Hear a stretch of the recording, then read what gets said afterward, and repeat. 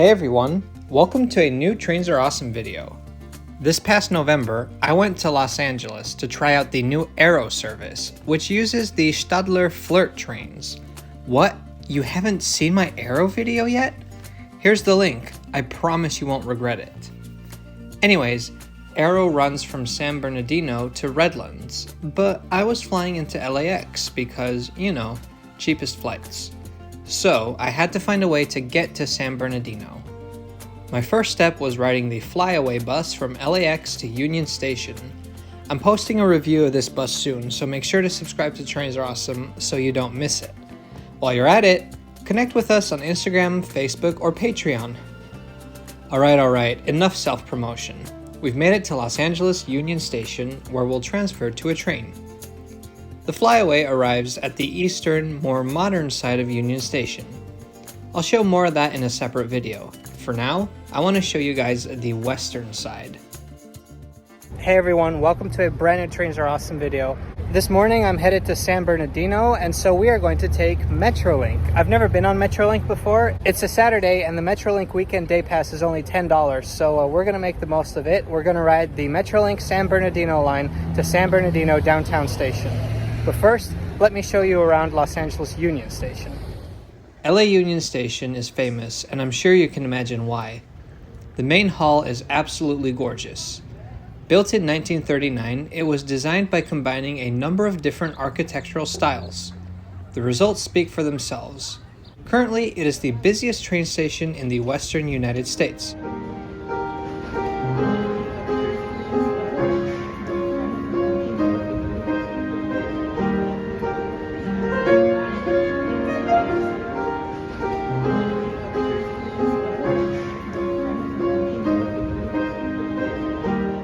The main hall is impressive, though I don't know why the seats are fenced off with these rubber fences. Kinda takes away a little bit of the charm. There's easy access to 3 metro lines, a small grocery store, and the Amtrak counter. Platforms are accessed through this underpass, which connects both ends of the station. You can reach the platforms either by stairs or using the ramp. Today we will be departing from track 5B.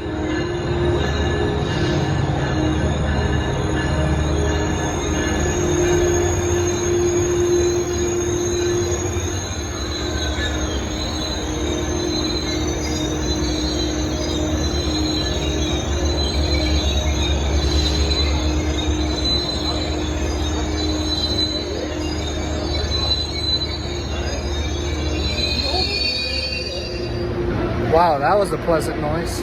This is the Metrolink train we're gonna get on. As you can see, I wore an outfit to match. Currently the doors are closed because they're going to be cleaning the inside a little bit, but we should be able to board in about 10 minutes and then head out in 15.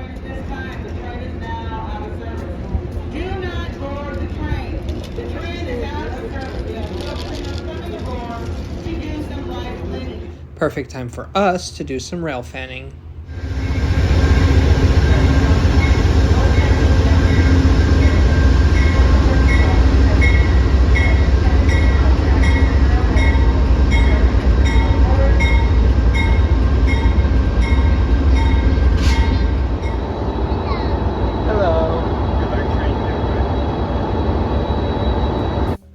Our train is made up of several bi-level cars. The silver ones, including this cab car, were built by Hyundai Rotem between 2010 and 2013. The white cars are older, having been built by Bombardier between 1992 and 2002. Notice how they have special areas for storing surfboards? Love that. Our locomotive today is an MP36PH-3C, built between 2008 and 2009. A few minutes before departure, one door opens again and we're allowed to board. Tickets on this train were checked before boarding. Let's briefly talk about the train's interior. The doors on these bi-level cars are on the bottom floor, and so this is the floor that has features such as a wheelchair area and bicycle storage. And, surfboard storage. Seating is a mix of airline style and Beza floor. You want to be in car 265, 109, or 686? This is going to be the last call for Metrolink 354. It's downtown San Bernardino. This is Let's try out these seats. They remind me a lot of train seats back in Europe. Reasonably padded with a tall headrest, no recline, satisfactory legroom. The middle armrest is movable, which I always appreciate, and some seats have power outlets. In short, they're nothing to write home about, but they'll do for this trip. The pattern of the moquette, though, the 90s called, they want their design back.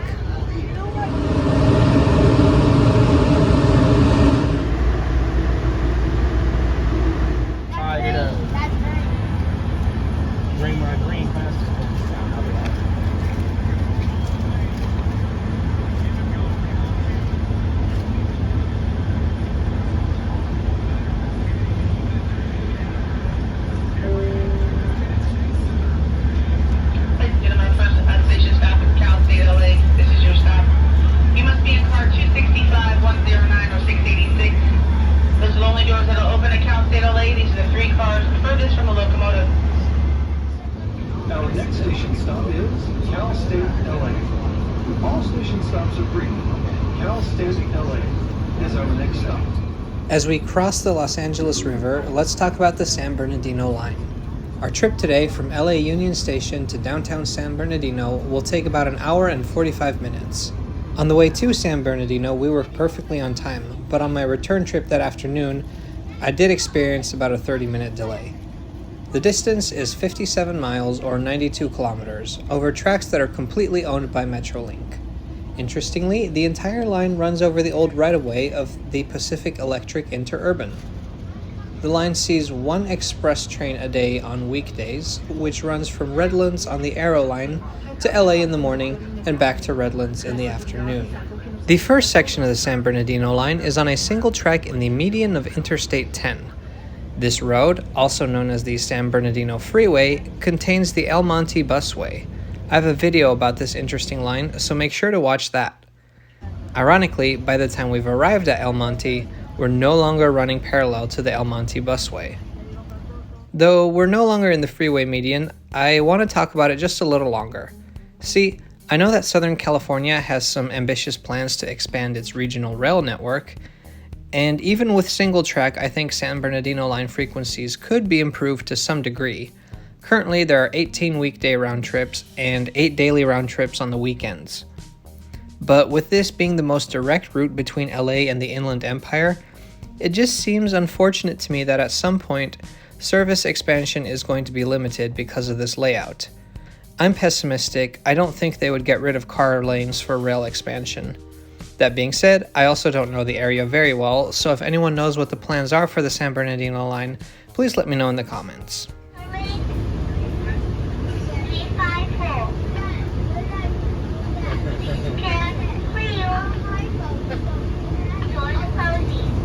That was so cute, and I'm kind of jealous.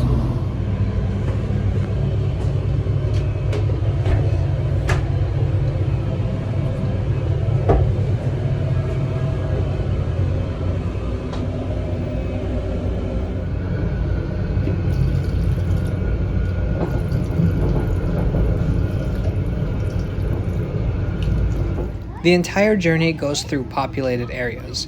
We stop in many western suburbs of Los Angeles. That being said, like all of LA, nature is never far away. We parallel the San Gabriel mountain range, with the snow-capped Mount San Antonio peaking at over 10,000 feet. Now I'm in Montclair. Please use that all time road when walking through the train when exiting watch your steps. This is Montclair. Buffalo Boy Metrolink 354 with service to downtown San Bernardino. Arriving at Rancho Cucamonga. I think that's a fun name. Rancho Cucamonga station is already a major stop along the route, and its importance is only going to grow in the future. Currently, it connects to a special shuttle bus to Ontario Airport. In the future, it will be the western terminus for Brightline West, the new high-speed line to Las Vegas. Construction is starting this year, and hopefully in 2027, passengers coming from Vegas will transfer to Metrolink and continue their journey to LA. There's also a plan to build an underground people mover that will connect Rancho Cucamonga station with Ontario Airport, replacing the current bus service. I am excited about both these ideas, but if they are completed, the San Bernardino line really needs to step up its game. To accommodate people from both the airport and Las Vegas, the San Bernardino line needs to be a frequent, high-quality regional line. Currently, I don't consider it to be that. Sure, its frequencies are better than most Metrolink lines, but unfortunately that's not saying much. A good start would be trains that are scheduled to match with the Brightline trains. But to take full advantage of the airport connection, I think an all-day frequent service could be a real game changer. And this brings me back to my earlier point about single track in the highway median. I just really hope they can come up with a solution to remove that bottleneck and expand service. 8 trains a day really isn't that much, even for a Saturday. My train was pretty full. With an urban area as spread out as Southern California, it would be a great place for frequent all-day regional rail. You know, in a lot of ways, this reminds me of the MBTA. Both are definitely not the worst commuter rail in the country, but they also have several favorable conditions that make me wish they would do more. Ownership of their own tracks, a government that is relatively pro-rail. These conditions make improvements like electrification or higher frequencies more feasible. Basically, it just feels kinda wrong to be in this large, globally significant metro area and to be on a diesel train running over a single track line. Now let's focus on the positives for a little bit. For my first time on the system, I had a pretty good ride. For a little under 2 hours, these trains were perfectly comfortable, and you cannot beat a $10 day pass for such a distance. We're quickly approaching San Bernardino. The first station is San Bernardino Depot. This, of course, is a stop on the Amtrak Southwest Chief. However, the Southwest Chief does take a different route into Los Angeles. From San Bernardino, it first follows the Inland Empire Orange County line to Riverside, where it meets the 91 Paris Valley line. It then follows that line all the way to LA, stopping in Fullerton along the way. Though Amtrak stops at the depot station, Metrolink takes you further into the city at San Bernardino Downtown. Please take a moment to look around your area, make sure you've gathered up all your personal items, make sure you leave nothing behind. We just want to appreciate your business. Thanks for traveling on Metrolink. Downtown San Bernardino, our next and final stop.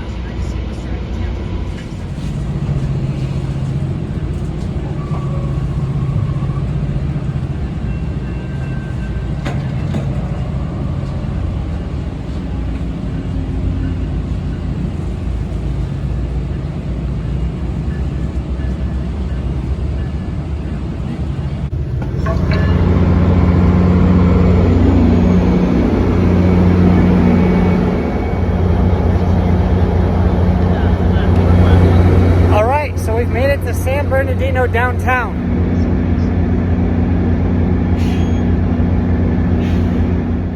This station is also where you transfer to the Aero service to Redlands. Now, one final note, the San Bernardino line definitely does not have the prettiest views of all the Metrolink lines. So in a few weeks, I will be sharing a video of a trip aboard a different Metrolink line with views so stunning I almost forgot I was riding a commuter train. Subscribe to Trains Are Awesome so you don't miss that.